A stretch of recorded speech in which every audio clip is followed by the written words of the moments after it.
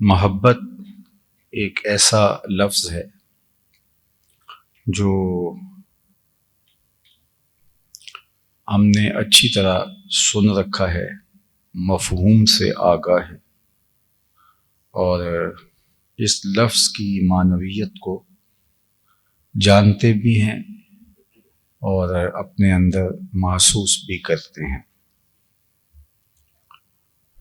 کسی کے لیے دل میں ترجیح پیدا ہو جانا، بہت سارے لوگوں میں کسی ایک کے لیے پسندیدگی کی کیفیت پیدا ہو جانا، اور پھر اس کا دل میں استقرار ہونا، یعنی وہ پسندیدگی جم جائے دل میں، تو اس کو محبت کہا جاتا ہے۔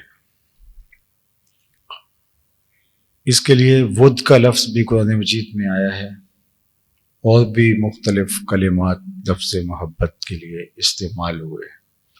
عربی لغت میں تقریباً 60 کے قریب الفاظ ہیں جو اس لفظ کے مفہوم کو بیان کرتے ہیں، تھوڑے تھوڑے فرق کے ساتھ۔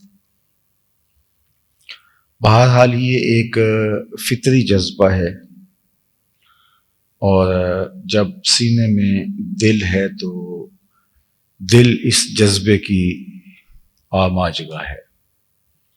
اقبال نے کہا تھا، شیشہ دہر میں مانند مائے ناب ہے عشق، روح خورشید ہے خون رگے مہتاب ہے عشق، دل ہر ذرہ میں پوشیدہ کسک ہے اس کی، نور یہ وہ ہے کہ ہر شے میں جھلک ہے اس کی۔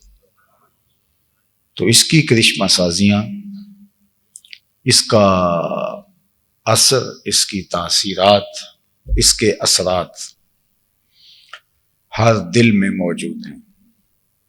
تو دل ہوگا تو کسی کے لیے اس میں رجحان پیدا ہوگا، پسندیدگی آ جائے گی۔ بہت سارے لوگوں میں کسی ایک کو آپ ترجیح دیں گے، اور وہ ترجیح، وہ پسندیدگی جب دل میں استقرار پذیر ہو جائے، جم جائے، ٹھہر جائے، اپنی جگہ پیدا کر لے، تو اسی کو محبت کہتے ہیں۔ اور وہ محبت جب اور زیادہ فراواں ہو جائے تو اس کو ود کہا جاتا ہے۔ اسی سے لفظ ودود ہے۔ اللہ تعالیٰ اپنے بندوں سے محبت فرمانے والا ہے،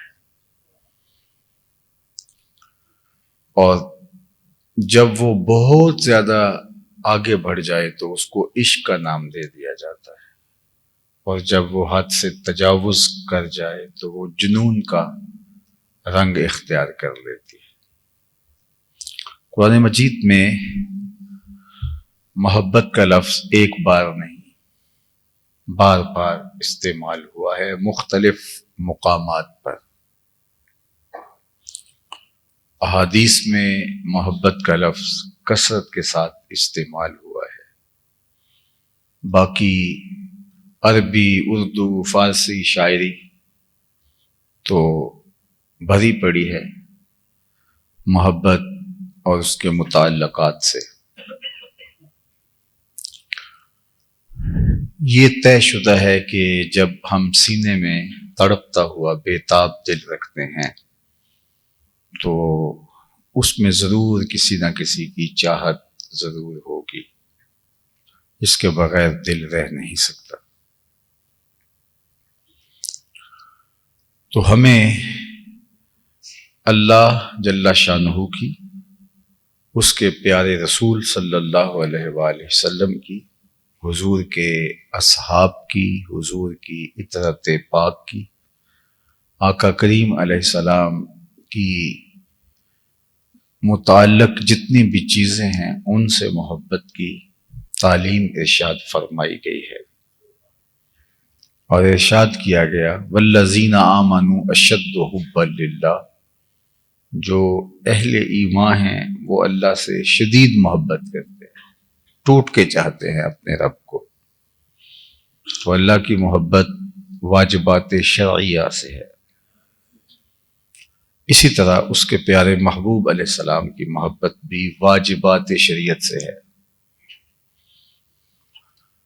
ارشاد فرمایا لا یؤمن احدکم حتی اکون احب الیہ من والدہ وولدہ والناس اجمعین، اتنی دیر تک کوئی شخص مومن نہیں ہو سکتا، یعنی کامل مومن نہیں ہو سکتا، جب تک وہ اپنے ماں باپ سے، اپنی اولاد سے، تمام لوگوں سے زیادہ مجھے محبوب نہ جانے۔ حضرت عمر رضی اللہ تعالی عنہ نے عرض کی یا رسول اللہ صلی اللہ علیہ وسلم، میں کائنات کی ہر شے سے زیادہ آپ کو محبوب سمجھتا ہوں، لیکن اپنی جان سے زیادہ نہیں۔ وہ انہوں نے جو اپنی کیفیت تھی وہ حضور کے سامنے رکھی، تو آقا کریم نے فرمایا پھر تمہارا ایمان مکمل نہیں ہے۔ تو حضرت عمر بولے کہ حضور میری اب کیفیت یہ ہے کہ مجھے آپ جان سے بھی زیادہ محبوب ہیں۔ ہمیں الان یا عمر، عمر اب تمہارا ایمان مکمل ہو گیا۔ سیدنا علی المرتضیٰ رضی اللہ تعالیٰ عنہ فرماتے ہیں صحرائی سفر میں میٹھے پانیوں سے زیادہ ہمیں حضور محبوب تھے، مطلب کیا جان سے زیادہ محبوب تھے۔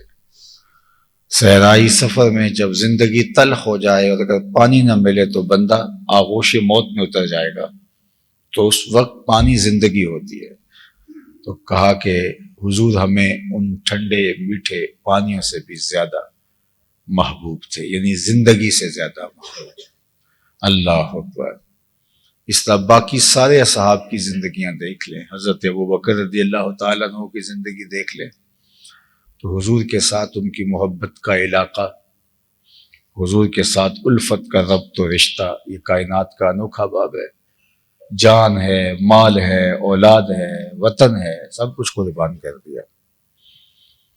بلکہ میں آپ کو بتاؤں کہ محبت کا ایک انوکھا رنگ دیکھنے کو ملا، وہ یہ کہ آپ جب اپنے پیارے سے، اپنے محبوب سے مخاطبت کرتے ہیں تو اس کے آداب کے ساتھ نام لیتے ہیں، اس کے القابات پکار کے اس سے مخاطبت کرتے ہیں، لیکن جب ہنگامی صورتحال ہوتی ہے تو اس وقت آپ وہ آداب، وہ القابات بھول جاتے ہیں۔ آپ کی ہمسائیگی کے اندر بہت معزز شخص رہتا ہو اور آپ جب بھی اس سے مخاطبت کرتے ہوں تو دو چار القاب، جناب والا، حضرت، محترم، جناب، اور پھر آپ محو کلام ہوتے ہوں، لیکن گھر میں کوئی حادثہ ہو گیا، چور گھس آیا اور اس طرح کی کوئی بات ہے تو آپ مدد کے لیے اس کو پکاریں گے، ہنگامی صورتحال سے آگاہ کریں گے تو سارے القاب آپ کو بھول جائیں گے، آپ کو صرف اس کا جو معروف نام یا لقب ہے وہی یاد رہے گا۔ لیکن یہاں مظہر محبت دیکھیے، جب سارے سوراخ بند کر کے ایک سوراخ بچ گیا، اس میں اپنی ایڑی رکھ لی اور کہا جان عالم اندر تشریف لے آئیے۔ یہ غار ثور کی کہانی ہے اور حضرت عمر بیان کرتے ہیں رضی اللہ تعالیٰ عنہ، اور جب یہ بیان کر رہے تھے اور ساتھ رو بھی رہے تھے اور ساتھ یہ بھی کہہ رہے تھے کہ عمر یہ ساری زندگی کی نیکیاں ابو بکر لے لے اور یہ ایک رات کی نیکی مجھے دے دے۔ تو کہا کہ جب حضور علیہ السلام اندر تشریف لائے اور حضرت ابو بکر رضی اللہ تعالی عنہ کی گود میں، آغوش ابو بکر میں حضور نے سر انور رکھا، اللہ اکبر، کیسا منظر ہوگا! ایسے لگ رہا ہوگا جیسے ریحل میں قرآن رکھا ہوا ہے۔ تو حضور آرام فرمانے لگے، تو سانپ نے جب سارے سوراخ بند پائے اور جہاں انسانی گوشت دیکھا وہاں ڈنگ مارا، تو اچانک تو چیونٹی بھی کاٹ جائے تو انسان بے چین ہو جاتا ہے، حالانکہ اس کا ضرر نہیں ہوتا، لیکن سانپ کا ڈنگ اور پھر زہر بدن میں سرایت کرنے لگا۔ لیکن حضرت سیدنا صدیق اکبر رضی اللہ تعالیٰ عنہ کو حضور کے آرام کا اتنا خیال تھا کہ انہوں نے اپنی ٹانگ کو جنبش نہیں ہونے دی، مخافۃ ان یتنبہ رسول اللہ صلی اللہ علیہ وآلہ وسلم، اس ڈر سے کہ کہیں حضور بیدار نہ ہو جائیں۔ سانپ کے ڈنگ کی وجہ سے میری ٹانگ میں جنبش آ گئی، حرکت آ گئی تو حضور کی نیند میں خلل آئے گا، تو انہوں نے اپنی ٹانگ کو جنبش کیوں نہ آنے دی؟ مخافت، یہ بخاری کے لفظ ہے، مخافت ان یتنبہ رسول اللہ صلی اللہ علیہ وآلہ وسلم، کہ کہیں حضور بیدار نہ ہو جائیں۔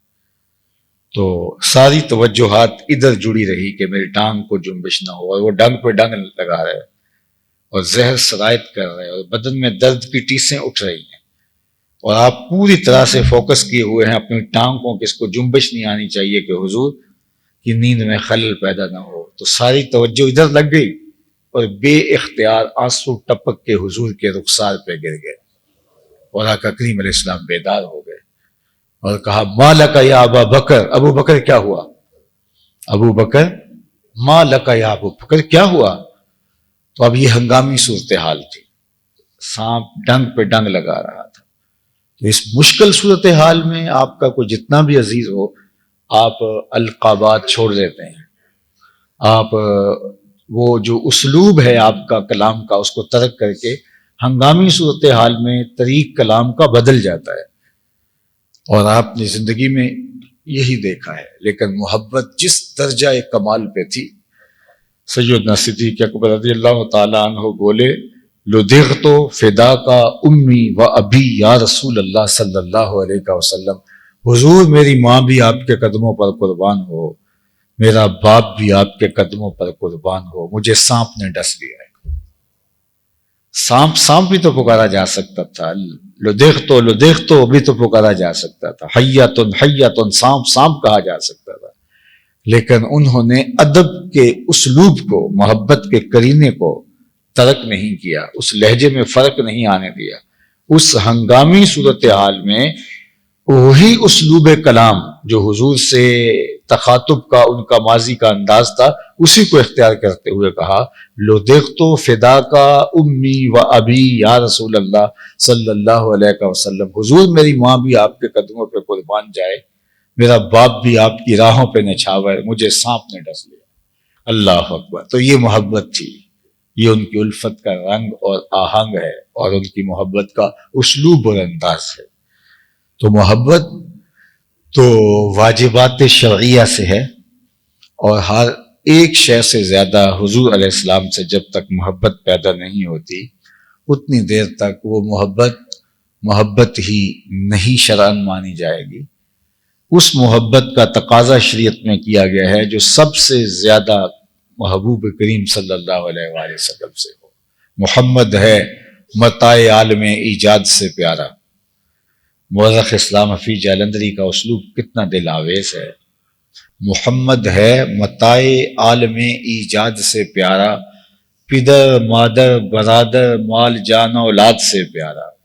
محمد کی محبت دین حق کی شرط اول ہے، اسی میں ہو اگر خامی تو سب کچھ نامکمل ہے۔ تو ان کی محبت کو ہمارے اوپر لازم کیا گیا۔ اللہ اکبر۔ اور میں آپ کو یہ بتاؤں کہ حضور کی ذات ایسی ذات والا صفات ہے کہ جو محبتوں کا مرکز ہے، پوری کائنات ان سے محبت کر رہی ہے۔ یعنی جو خالق ہے وہ خالق ہو کے بھی اپنے محبوب سے محبت کرتا ہے۔ اللہ اکبر۔ اپنے محبوب سے محبت کرتا ہے خالق ہو کے، اور فرشتے بھی حضور سے محبت کرتے ہیں، انسان بھی حضور سے محبت کرتے ہیں، جن بھی حضور سے محبت کرتے ہیں، حتیٰ کہ جو سینوں میں دل نہیں رکھتے ان کو بھی حضور سے پیار ہے، ان سے بھی الفت کا ربط و رشتہ ہے۔ جبریل امین جب سورہ الضحیٰ لے کر کے حاضر ہوئے تو مفسرین کے بقول 40 دن کے بعد وحی کا سلسلہ دوبارہ شروع ہوا تھا۔ جو وحی کا انقطاع ہوا وہ 40 دن تک رہا، جس کو فترت کا زمانہ کہتے ہیں۔ تو 40 دن تک جبریل آئے نہیں تھے۔ تو جب جبریل وحی لے کر آئے تو حضور نے فرمایا جبریل اتنی دیر کے بعد آئے، تو عرض کی انا عبد مامور، حضور میں تو عبد مامور ہوں، حکم کا پابند ہوں، جب حکم ہوگا مجھے آنا ہوگا۔ باقی رہی بات یہ کہ میں آپ کے اشتیاق میں تڑپ رہا تھا، بے لقائے یار ان کو چین آ جاتا اگر، بار بار آتے نہ یوں جبریل سدرا چھوڑ کے۔ تو حضور کا اشتیاق ان کے سینے میں، ان کے دل میں۔ مسلمان تو خیر ٹوٹ کے محبت کرتے ہی کرتے ہیں، لیکن حضور کی محبت انسانوں کے کلیجے میں اور ان کے سینے میں اور ان کے دلوں میں تو ہے، لیکن آؤ تمہیں میں ایک انوکھی اور البیلی کہانی سناتا ہوں محبت کی۔ امام بخاری نے اس کو نقل کیا ہے اور امام سمہودی نے الوفا کے اندر اس کو بڑی تفصیلات کے ساتھ بیان کیا کہ حضور مسجد نبوی میں تشریف فرما ہوئے اور خطبے کا بھی آغاز ہی ہوا تھا کہ ایک جانب سے رونے کی آواز آنے لگی، اور رونے والا اس درد سے روتا ہے کہ لگتا ہے کہ اس کا کلیجہ پھٹ جائے گا۔ صحابہ دائیں بائیں دیکھتے ہیں لیکن رونے والا دکھائی نہیں دیتا، لیکن اس کی آواز صحابہ خود روایت کرتے ہیں کناقۃ الخلوج، جس طرح اونٹنی کا بچہ گم ہو جائے اور جس طرح وہ چلاتی ہے اور چیختی ہے، تو رونے والے کی آواز کچھ اس طرح سے تھی۔ پھر دائیں بائیں دیکھا تو کوئی رونے والا دکھائی نہیں دیتا اور سب حیرت زدہ ہے، حتیٰ ارتج المسجد، یہاں تک کہ جو مسجد ہے وہ گونجنے لگی، اور عجیب کیفیت ہے اس کے رونے کا شور مچا ہوا ہے اور مسجد گونج رہی ہے اور اس کے درد سے سینوں میں دل دہل رہے ہیں، لیکن حیرت یہ ہے کہ رونے والا دکھائی نہیں دے رہا۔ فنزل النبی صلی اللہ علیہ وآلہ وسلم عن المنبر، حضور ممبر سے نیچے تشریف لائے اور ایک سمت چلے۔ کھجور کا ایک خشک تنا پڑا تھا، آج پہلے دن ممبر بچھایا گیا تھا حضور کے لیے۔ حضور علیہ الصلوۃ والسلام واز کرتے تھے، ایک تنا پڑا تھا دیوار کے ساتھ، اس کے ساتھ ٹیک لگا کے، تو جو دور والے تھے ان کی آرزو تھی کہ حضور کچھ بلندی پہ تشریف فرما ہو، تو پھر آقا کریم کے لیے ممبر بنایا گیا۔ آج پہلے دن ممبر تیار ہو کے مسجد میں آیا تو انہوں نے ممبر رکھا، اور اس تنے کی ضرورت اب یہاں نہیں رہی تھی تو اس کو اٹھا کے ایک سمت لگا دیا۔ حضور جو ہی ممبر پہ قدم رکھا اور خطبے کا آغاز کیا، حضور کی جدائی میں وہ تڑپنے لگا، رونے لگا۔ کناقۃ الخلوج، جس طرح اونٹنی کا بچہ گم ہو جائے تو وہ روتی ہے، تو وہ یوں رو رہا ہے۔ حضور ممبر سے نیچے اترے اور جا کے اس کو اپنی آغوش میں لے لی۔ اب صحابہ کو پتہ چلا رو تو یہ رہا ہے، تو جس طرح بچھڑا ہوا بچہ ماں کی گود میں آ جائے تو اس کی گگی بن جاتی ہے، تو جب تنے کو حضور نے اپنی آغوش میں سمیٹا تو حدیث میں آتا ہے کہ اس کی گگی سی بن گئی۔ پہلے تو چیخ رہا تھا، پھر ہچکیاں لینے لگا، پھر حضور اس کے اوپر اپنا شفقت کا ہاتھ پھیرتے رہے اور اس کی ہچکیاں بتدریج سسکیوں میں تبدیل ہو گئی، پھر اس کی سسکیاں بھی تھم گئیں اور وہ خاموش ہو گیا۔ حضور نے اس سے کچھ کہا اور واپس ممبر پہ تشریف لے آئے۔ صحابہ کی آنکھوں میں سوال چمک رہے تھے کہ یہ ماجرا کیا ہوا؟ کبھی درخت بھی روئے ہیں اور درخت بھی خشک، درختوں نے بھی کبھی انسانوں کی طرح چیخو پکار کی ہے، یہ ماجرا کیا ہوا؟ یہ تو انہیں سمجھ آ رہی تھی کہ یہاں سے اٹھا کے وہاں رکھا تو جدائی کا صدمہ گوارا نہیں کر پایا، لیکن درخت بھی کبھی روئے ہیں؟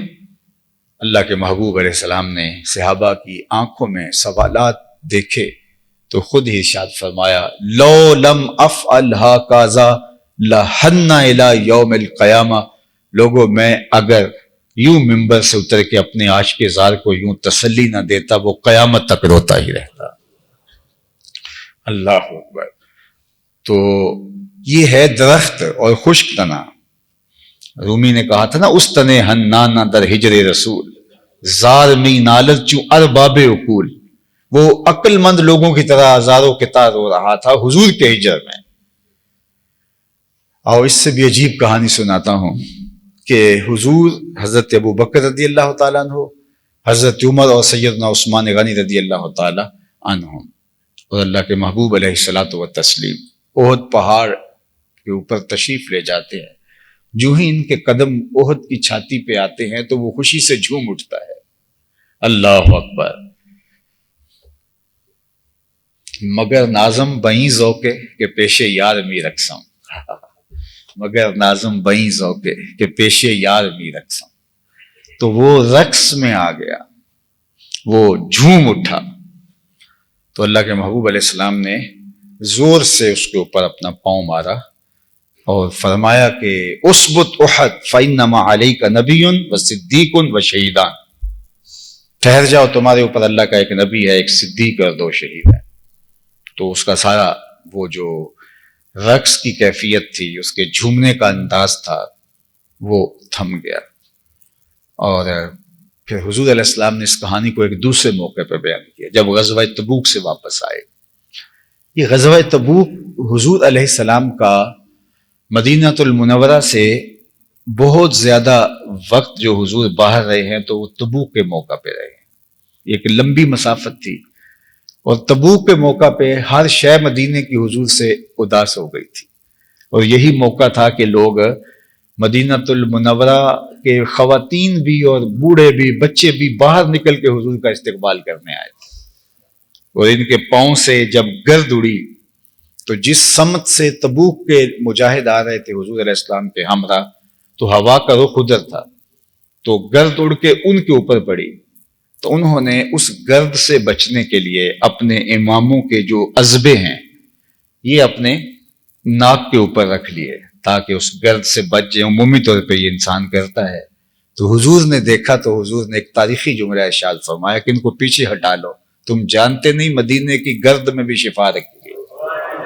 اللہ اکبر، میں چم چم اکھا نہ لاواں صدقڑے جاوانی مٹیے عرب دیے۔ اور اقبال نے کہا تھا خاک طیبہ از دو عالم خوش ترست، خنک شہرے کے آنجا دل برست۔ اللہ اکبر، فرمایا اس کی مٹی میں بھی شفا رکھی گئی ہے۔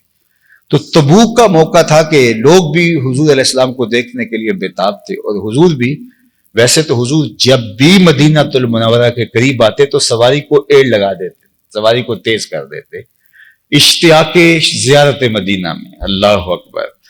تو اللہ کے محبوب علیہ السلام جو ہی تشریف لائے تو سامنے جبل احد نظر آیا، تو آقا کریم علیہ السلام نے ارشاد فرمایا احد جبل یحبنا ونحبہ، احد ایسا پہاڑ ہے جو ہم سے پیار کرتا ہے، ہم اس سے پیار کرتے ہیں۔ اللہ اکبر۔ آپ مسجد نبوی سے احد کی زیارت کے لیے جائیں تو احد کے قریب آ کے جو ہے وہ ایک جگہ ہے، وہاں یہ حدیث جلی حروف میں لکھی ہے، جہاں احد شروع ہوتا ہے، احد شریف شروع ہوتے ہی حدیث جلی حروف میں وہاں کی بلدیہ نے لکھی ہے احد جبل یحبنا ونحب۔ یہ حضور نے تبوک سے واپسی پر کہا تھا کہ یہ پہاڑ ہم سے پیار کرتا ہے اور ہم اس سے پیار کرتے ہیں۔ اللہ اکبر۔ تو ہمارے ایک استاد تھے، وہ فرمایا کرتے تھے ذوق میں کہ پھر احد بھی ہمارا پیر بھائی ہوا، کہ ہم بھی حضور سے پیار کرتے ہیں اور احد بھی حضور سے پیار کرتے ہیں۔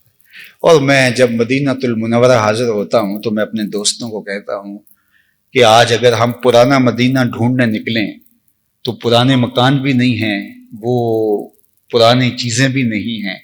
ظاہر ہے جہاں کچے مکان تھے وہاں عالی نصب ہوٹل بن گئے ہیں، وہ ممیاتی ہوئی بکریاں، وہ جگالی کرتے ہوئے اونٹ، وہ کچی سڑکیں، وہ کنویں اور کنویں کے اندر پڑے ہوئے ڈھول، اب سب کچھ نہیں ہے۔ لیکن میں کہتا ہوں جب احد پہ جاتے ہیں تو میں کہتا ہوں دیکھو اس پہاڑ کو، یہ نہیں بدلا، 14 صدیاں قبل ڈائریکٹ حضور کی نظریں یہاں پڑی تھی، اور حضور علیہ السلام نے کہا تھا احد جبل یحبنا ونحبہ، یہ ہم سے پیار کرتا ہے اور ہم اس سے پیار کرتے ہیں۔ آج کل وہ احد پر انہوں نے لائٹنگ بھی کر دی ہے، تو ایک دم سلام کر کے نکلے تو مسجد نبوی کا ماحول تھا، تو عجیب اس وقت کیفیت پیدا ہوئی۔ تو میرے ساتھ ایک دوست تھا، میں نے کہا کہ وہ آمد ہو رہی ہے آپ لکھ لو، تو مدینے کے شام و سحر اللہ اللہ، کہاں میں کہاں ان کا در اللہ اللہ۔ تو اس طرح چلتے رہے اور وہ لکھتے رہے، تو جو ہی باب فہد سے ہم اپنے ہوٹل کی طرف مڑے تو سامنے جبل احد تھا، تو برجستہ جو شعر اس وقت میری زبان پر آیا اور دوست نے لکھ لیا کہ وہ جبل احد پربتوں کا شہنشاہ۔ اللہ اکبر، شعر کا حسن دیکھیے، یہ آورد کا نہیں ہے، آمد کا شعر ہے، اور وہاں باب فہد کے سامنے اچانک دیکھ کر کے یہ لفظ عطا ہوئے وہ جبل احد پربتوں کا شہنشاہ، محب شہ بحر و بر اللہ اللہ، محب شہ بحر و بر اللہ اللہ۔ فما احد جبل یحبنا ونحبہ، احد ایسا پہاڑ ہے جو ہم سے پیار کرتا ہے اور ہم اس سے پیار کرتے ہیں۔ اور میں آپ کو یہ بتاؤں کہ جب قیامت قائم ہوگی تو احد اٹھا کے جنت میں لے جایا جائے گا۔ اللہ اکبر۔ رکن من اراکین الجنہ، یہ جنتی پہاڑ ہے، 15 کلومیٹر پر پھیلا ہوا پہاڑ، اس کی اگر شکل دیکھیں اوپر سے تو لگتا ہے جس طرح اس میں محمد لکھا ہوا ہے صلی اللہ علیہ وآلہ وسلم. تو پتھر بھی ان سے پیار کریں، درخت بھی ان سے پیار کریں. حضور تشریف فرما تھے تو ایک صحابی آئے اور کہا حضور میرا اونٹ پاگل ہو گیا ہے، اور اونٹ جب دیوانہ ہو جائے تو یہ بالخصوص جو صحرائی علاقوں کے رہنے والے لوگ شاید کوئی یہاں ہو وہ جانتے ہیں بہت خطرناک ہو جاتا ہے. ہمارے پنجابی میں کہتے ہیں کہ اونٹ دا کھور جو ہے یہ بہت خطرناک ہوتا ہے. تو اونٹ جب پاگل ہو جائے، جب دیوانہ اور مجنون ہو جائے تو پھر یہ سنبھالنا مشکل ہوتا ہے.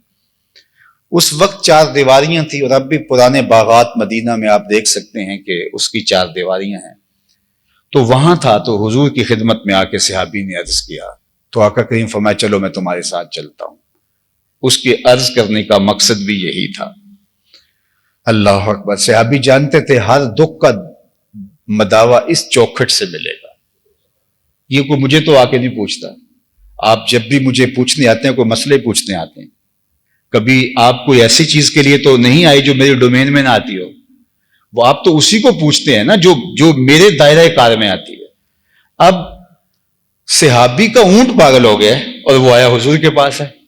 اسے پتا ہے ہر درد کا مداوا اس چوکھٹ سے ملے گا.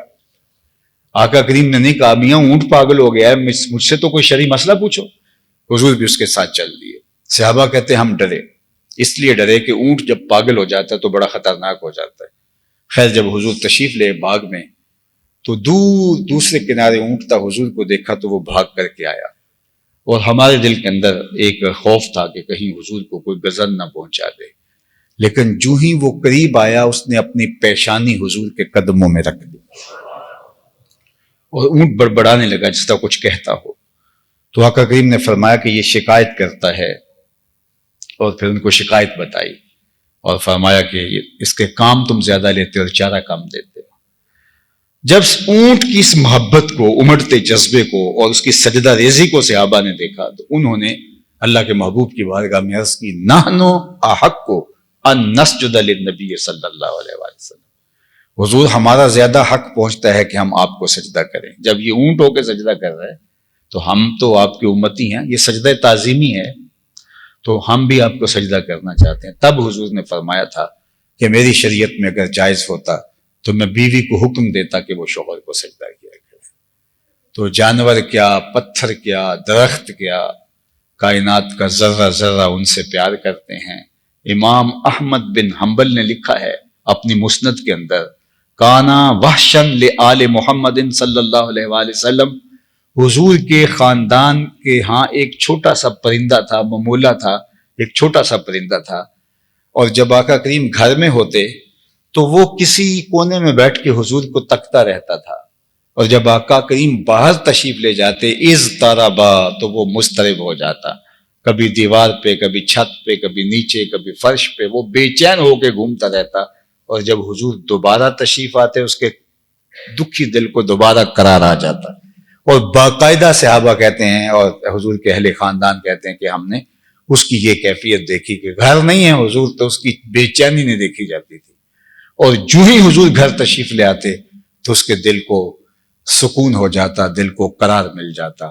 تو پتھر کیا، درخت کیا، چوپائے کیا، پرندے کیا. حضرت علی المرتضیٰ فرماتے ہیں میں اس پتھر کو آج بھی جانتا ہوں جو بعثت سے قبل حضور گزرتے تھے تو سلام کہا کرتا.